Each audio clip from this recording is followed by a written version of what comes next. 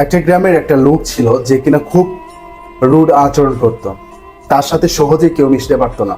তিনি সকলের সাথেই খুব খারাপ ব্যবহার করতেন, মানে এতটাই খারাপ যার কারণে তার ফ্যামিলির সাথে প্রত্যেকদিন ঝামেলা লেগেই থাকতো।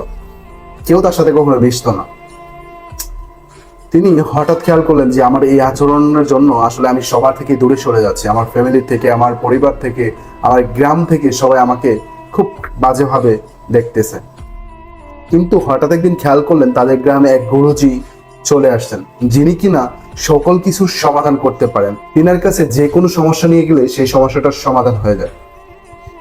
তখন তিনিও ভাবলেন যে আমার এই সমস্যাটা তো অনেক বড় আকার ধারণ করতেছে, দিন দিন আমি মানুষ থেকে খুব দূরে সরে যাচ্ছি, আমার রাগটাকে আমি কন্ট্রোল করতে পারতেছি না, তাহলে আমারও এই গুরুজির কাছে যাওয়া উচিত, যাওয়া উচিত। তখন তিনি কোনো চিন্তা ভাবনা না করে খুব দ্রুতই সেই গুরুজির কাছে চলে গেলেন এবং গিয়ে তাকে সবকিছু খুলে বললেন।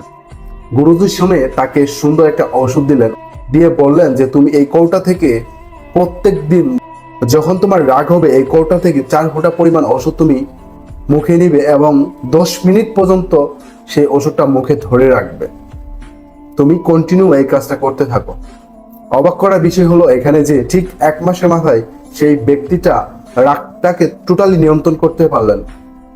তখন ঠিক গ্রামের পরিবারের লোকজন সবাই তার সাথে আবারও মিশতে শুরু করলো, খুব ভালো ব্যবহার করতে শুরু করলো, আর কারোর সাথে কখনো ঝগড়া বিবাদ বা রাগারাগি হয় না।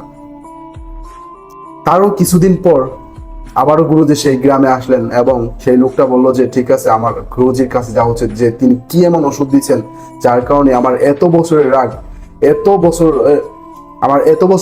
এত চেষ্টা করলাম কখনো আমি সেটাকে দূর করতে পারলাম না, তিনি এমন কি ওষুধ দিচ্ছেন সেটা আমার জানা উচিত।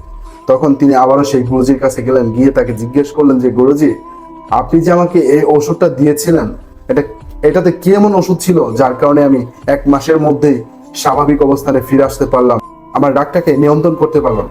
তখন গুরুজি মুচকি হেসে তাকে বললেন, আরে পাগলা, এইখানে কোনো ওষুধ ছিল না, এটা জাস্ট একটু পানি ছিল, নর্মাল পানি।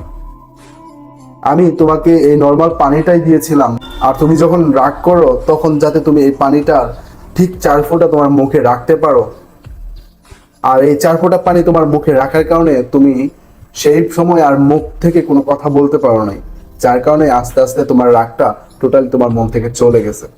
আমাদের সকলেরই রাগ নিয়ন্ত্রণ করা উচিত। কখনোই রাগ ভালো কিছু ফল বয়ে আনে না, বরঞ্চ রাগের কারণেই অনেক সম্পর্কই নষ্ট হয়ে যায়।